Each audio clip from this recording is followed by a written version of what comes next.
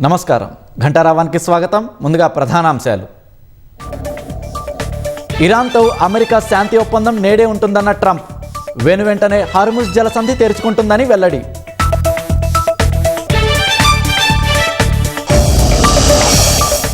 G7 సదస్సు కోసం France చేరుకున్న ప్రధాని మోదీ.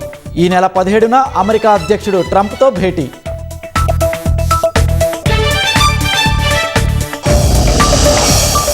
తృణమూల్ కాంగ్రెస్కు మరో ఎదురుదెబ్బ. తిరుగుబాటు వర్గంలో చేరిన ఎంపీ సుదీప్ బందోపాధ్యాయ.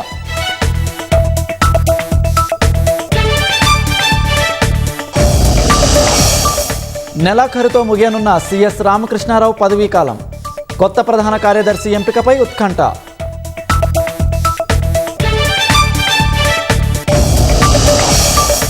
కాకినాడలో వారమైనా చిక్కని చిన్నారి జ్ఞానేశ్వరి జాడ.